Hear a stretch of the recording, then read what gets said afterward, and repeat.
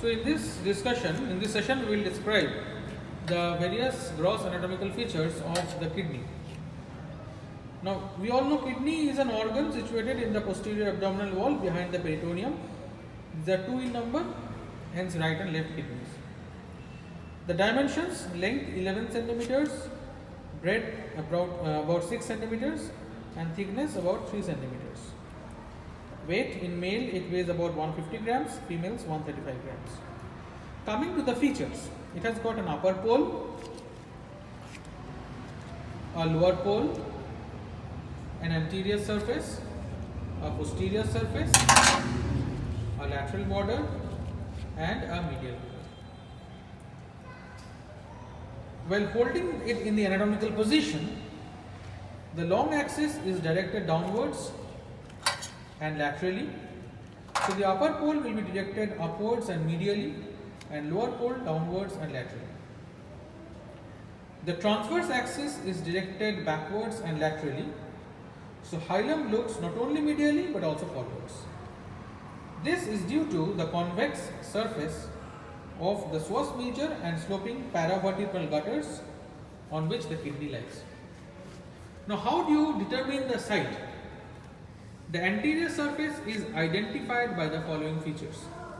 It is more convex than the posterior surface.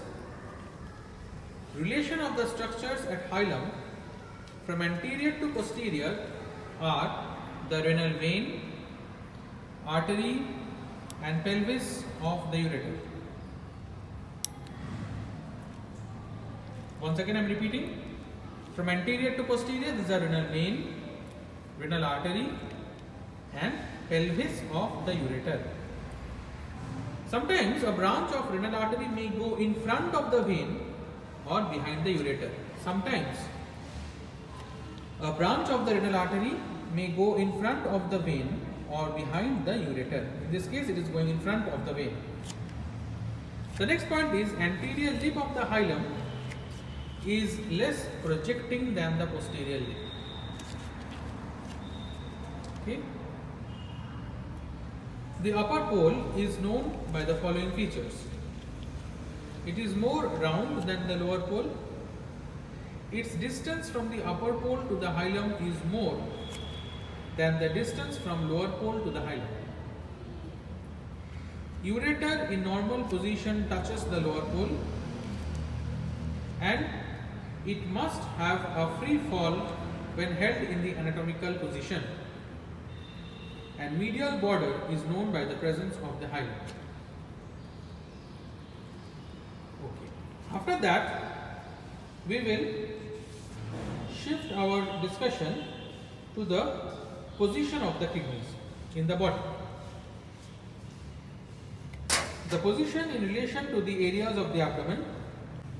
We will now describe the various visceral relations of the kidneys. First, we will describe the visceral relations of the anterior surface. First, the peritoneal areas. For the right kidney, there is a hepatic area and a jejunal area covered by peritoneum of the greater sac. For the left kidney, we have the splenic area and the jejunal area covered by peritoneum of greater sac, and we have a gastric area covered by peritoneum of the lesser sac. Coming to the non-peritoneal areas on the anterior surface, for the right kidney we have right suprarenal gland on a narrow area at the upper pole encroaching on the surface. Second part of the duodenum on a narrow curved area around the hilum. Right colic flexure on lateral part of the lower third of the anterior surface.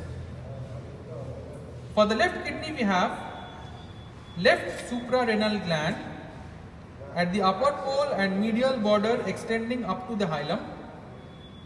It also encroaches on the anterior surface. Body of the pancreas with splenic vessels at the middle of the surface.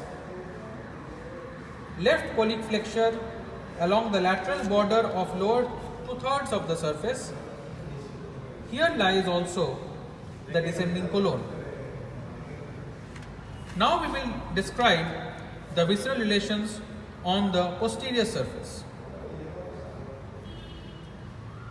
The posterior surface is non-peritoneal. Okay? Behind the upper part of the kidney